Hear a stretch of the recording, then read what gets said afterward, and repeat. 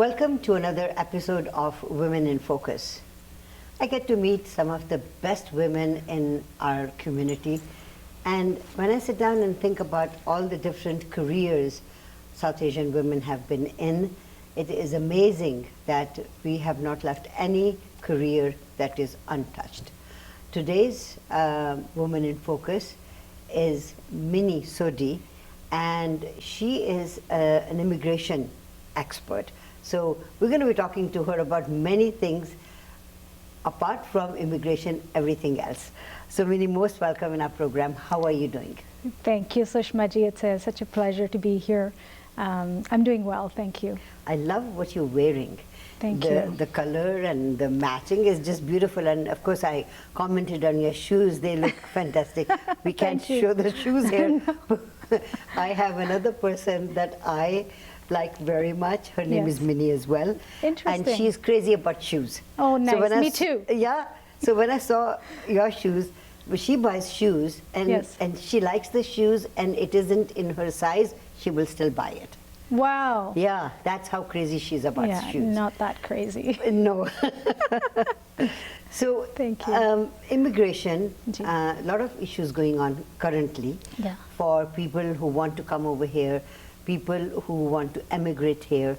So when you went into this business, what was it that attracted you towards it?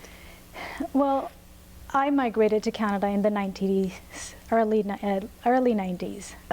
And my father migrated to Canada. Canada is multicultural. Canada pretty much is built by immigration system. Yes. I'm such a people person. I love people. I love to connect.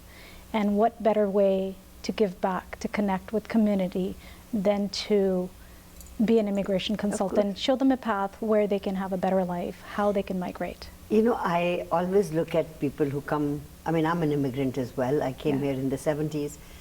When people come here, you've got a different image of the country. Your business is to tell people what sort of country they're coming into. But people who come now are given sometimes false information about the country. Cool.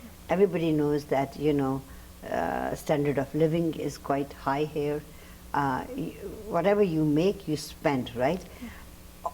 All that information, is that ever given to the person who is coming over here when they come up to you and say, I want to go to Canada? Yeah. It's true. Yeah. But thanks to media, technology these days, I don't have to give them so much of the simple or the lifestyle of Canada. Right. They're already aware. There's so much out there. They already have chosen, and they've been following somebody or something, they've been studying up or looking up, or peer pressure, family, friends, relatives, something has intrigued them to be here. So they already have a very good idea, understanding of what life is in Canada. Right. Yeah. So I give them legal advice, most likely. Right. How is it possible to be in Canada legally? Okay, so you use the word legal, okay? Legally. Yes. So there must be many people who come here illegally, right? I don't know. That must concern you as well. But we're not going to talk about that. I just want to talk about what is the profile of the people that contact you and say, I want to go to Canada? Are they students? Are they newly married couple, young family, older people? All sorts of people, Sushmaji. I have a very wide range of clients. Okay. My majority of work is actually people in the work area, working age. Oh, okay. So in the 30s, early 30s, late 30s, that's what my major job is. But I do facilitate student visas, so people who want to study in Canada, want a brighter future, get education. Some actually do go back to their countries after the education. Some settle here because obviously Canada is a better place, better living standards. I do have older clientele who have their businesses set up already abroad, whether it's India, UK, Australia, New Zealand, any country, and they want to come here, even Nigeria. So they buy businesses, and government actually has special specified programs for them. Oh, really? Who want to settle here on a business visa. Okay, so now the business visa, and family visas, there must be huge difference in between both of them. Correct, there are. Is it true that the business visa is almost like buying your way into Canada? Yes. Okay. Because you're investing. You're investing in Canada, you're giving back, and you're paying taxes. You're employing Canadians in PR. That's the condition. So there are certain conditions you meet, and you're paying taxes, and eventually you become Canadian by doing so. Yeah. And how long does it take them to become Canadian? Well, it depends. The initial process is about just 1 year, and you have to sustain the business for a good 2 years standing. Okay, and then after that you can apply for You Canadian... become a PR. Oh, okay, you become a PR. Once you meet the standard conditions of Canadian citizenship, which is 3 years in Canada, you become citizen. So my father came to Canada in the late 80s. Right. And he was on a work permit.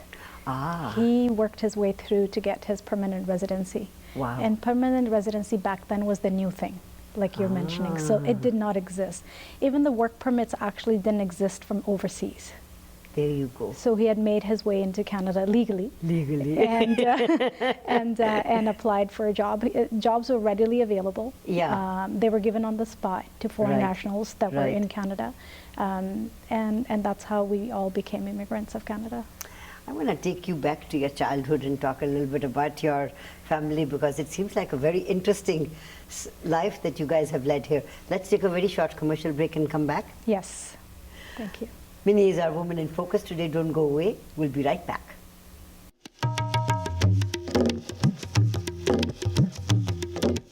Welcome back to Women in Focus. Our Woman in Focus today is Minnie Soddy. Now, I saw the way you'd written your last name. Quite interesting. Yes. Yeah, spelling, somebody just did numerology, or just the spelling came on just like that? No, mere father sahab. So what happened was our last name was DHI, Soddy. So he had a business set up. And people called him Soddy Saab. Oh, I see. Soddy Saab. So the first time when he went for the visa to Paris Embassy, France. So they wrote his name, misspelt it. Oh, okay. And back then the passports didn't have last names. Oh, I see. So she spelt it DDY. To get see. that corrected was such a hassle that my dad didn't, I guess. No. So we all became DDY Soddy. It was just a fluke, but that's how we were just Soddys now. Yeah, beautiful name, beautiful story as well. So you said your dad came here on business visa. So were you all born in India or Canada here? Gee, I was born in New Delhi. Okay, wow, you're a Delhiite. Yes. Okay. 2 older brothers. My father came here in the late 80s. Right. And he worked his way up, and then once he received his PR, sponsoring family, he sponsored us. Right. I was really young. I came, we all siblings, we went to school. We finished our high school. I actually went to John Oliver in Vancouver. Did you really? I'm a JO graduate. Okay. Jokers. Yeah, Jokers. Yes. And so I graduated from JO in Vancouver. And being migrant, we had our struggles. We had our ups and downs. My father was the only working figure in the family. Right. My older brother got a little bit older. Now it was his turn. So it was a struggleful time, but I'm fortunate, very blessed that I was the youngest. So were you spoiled? No, of course not. I am. You are, of course you are. And the only daughter? Yes. Yes, so apple of dad's eye. Dad's eye, that's right, yeah. He spoiled me. Did he tell you that you have to be, because you're my most favorite, you have to do this, or you have to become this, or was it free reign for you? It was free reign for me. Really? It was free reign. And what did you want to do? My brothers were very jealous. Were they? Why? Well, yeah, why does she get to do and have what she wants? Because she knows. It's like, no, we do too. It's like, no, I tell you what to do and she could do whatever. So it was like that. That is beautiful. Yeah. Now, so what do your brothers do? My older brother is a software engineer. Wow. And my dad was an electrical engineer. Wow. My middle brother is, he was a software engineer, but he didn't pursue. He became, getting a degree because your parents tell you to. Yes. But he's a businessman now. He owns a couple of businesses. Lovely. Yeah. And you went into? I went into college. So I wanted to do law, and that was the only thing that my father didn't allow. He You said, didn't want to be a lawyer? I wanted to be a lawyer. He didn't want me to be a lawyer. Why? I'm not sure. You know, when I finished my school, I went into aviation, I went to college, and I was just so passionate and crazy about planes, Sushmaji. I was just like, I just wanted to fly everywhere. Right. And I landed a very beautiful job. And I've been with them for 22 years. I work for Air Canada. Oh, wow. And that's been a journey on its own. So I didn't really mind pursuing a certain different career because it was Right. very different. Yes. So I stick to it. I love meeting people, traveling. Right. So I was happy with where I was. And I said, fine, if you don't want me to, I won't. But I guess it was in me somewhere, somehow, that becoming into legal system was meant to be, Right. to do the immigration for me. I am so glad that you did that. I just want to talk a little bit about your traveling and all Yes. that. So, did you go all over the world? Not all over the world, but most of it I have, yes. Solo Really? traveling, friend traveling, and yes. So, is there a place that you want to go to and Yes. is on your bucket list? Yes. And which place is that? Spain. I want to go back to Spain. Oh, yes, so you like Spain very I much. love it. Okay. Yeah. And what about Spaniards? Because, you know, if I didn't know you were Indian, I would think that you were Spanish. Correct, yeah. When I worked at the airport, actually, and different shifts and different airlines, we would do check-in counters. So all destinations and all types of people and ethnicity background, people actually didn't know that I was Indian. And I had incidents where people would speak to me in Spanish, and I wouldn't know how to respond in back, other than hablo no español. Other than that, I didn't know what else to say. Right. So that I've had that incident where people take me for a Spanish Oh, person, gosh, Hispanic. isn't that just beautiful? Yeah. So, coming back to growing up, and our parents, from the way you talk, they were not very strict with you. No. You could do anything, murder even, that would be fine. I think that would have been fine if, If you did that. I mean, their love for me is unconditional. Yeah, Yeah, truly. yeah, that's Yeah. beautiful, isn't it? Yeah. Now, no sister, so you don't have No, I don't, Yeah. unfortunately. But two brothers, and are they married? They are, And are you married? yes. And so let's talk about the young guy that you got married. Was that arranged or was that love marriage? Both. It was Oh, both. Okay. How did both of that work? Yes, my father spoiled me, but Yeah. my husband spoils me more. Hmm. So Lucky. Truly blessed, Good. yes. So I met him through friends and family. I see. And I wasn't, I said, you know, my family met him and said that's the right fit. And I said, if you think it's the right fit, then that it is. So Isn't we that didn't really just date beautiful? each other, No. but we just got married. Isn't that Right just away. fantastic? Yeah. And you saw each other, you liked each other, Yeah. and both the parents said, yeah, good Yeah. fit. Yeah, we had the roca, and a couple of months we got to know each other for a little bit, and then we got married. Isn't that just lovely? It is. Now, was it a big wedding or was it one of those intimate weddings? It was a big wedding back in the days, yeah. 2013 I got married. Uh-huh. His family was back home. He was also a migrant from India. okay. And my family was here, all of it. So it wasn't that big, but back in the days it was quite big, yeah. Wow. Yeah. I want to talk a little bit about that and your current profession, which Yes. is immigration. You didn't do his immigration, he came by himself. Oh no, I met Yeah. him here in Canada, no. Okay, No. all right. Minnie is our woman in focus today. Don't go away. We'll be right back.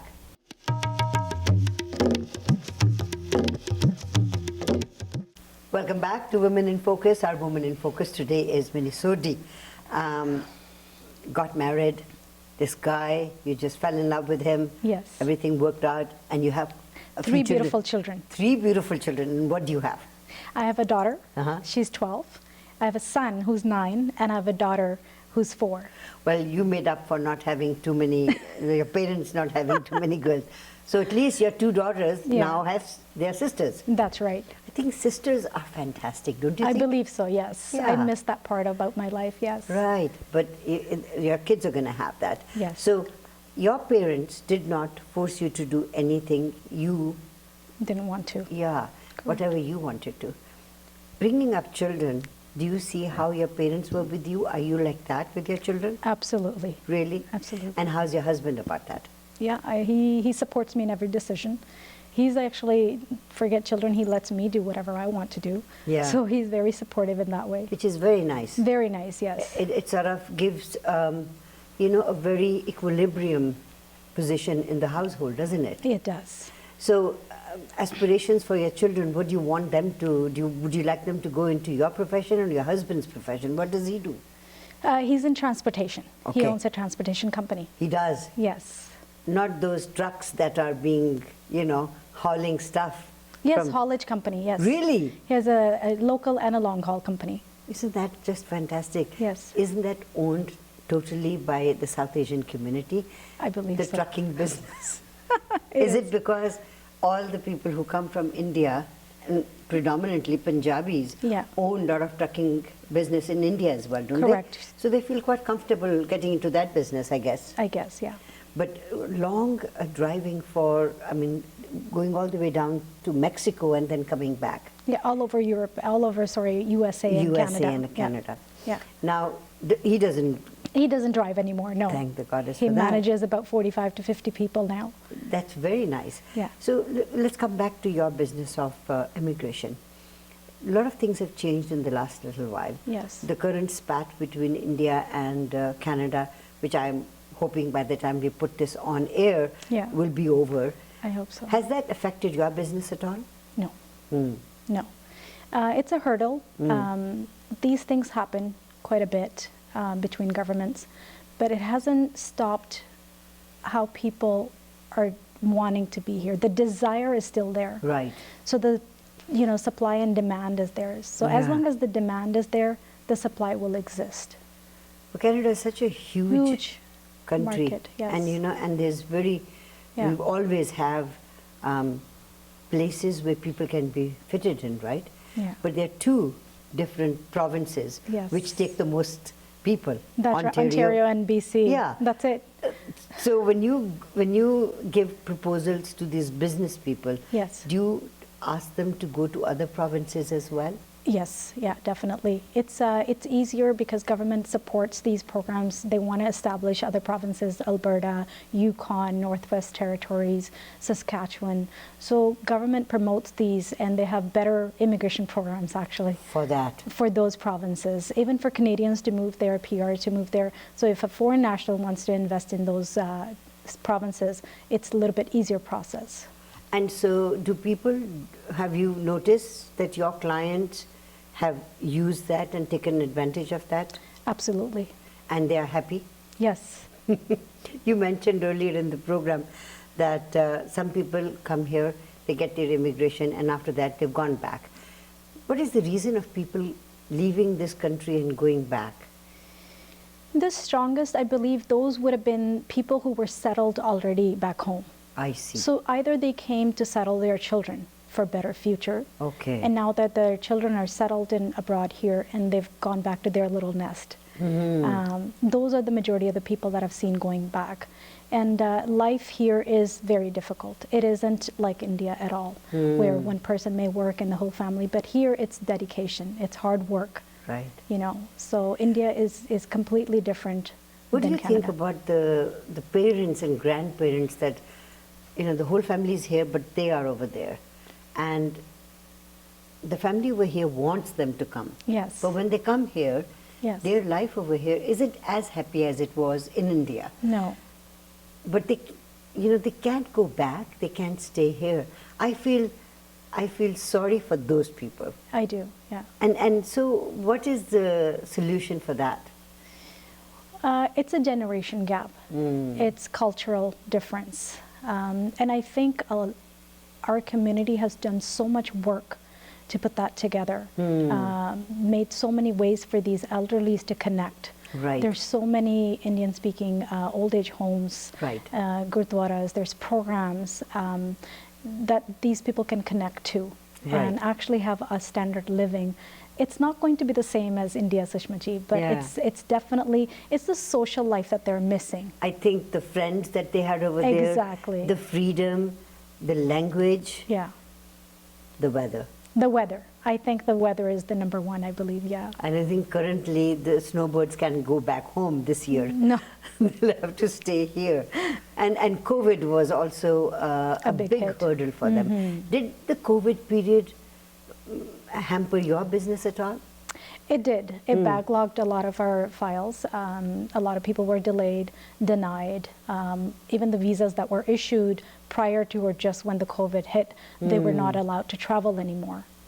Now, a lot of the families were not united. So do you have, so someone comes up to you, how long is the process for one application, for example? I know it depends on many different things. Factors. But since you've started doing immigration, Yes.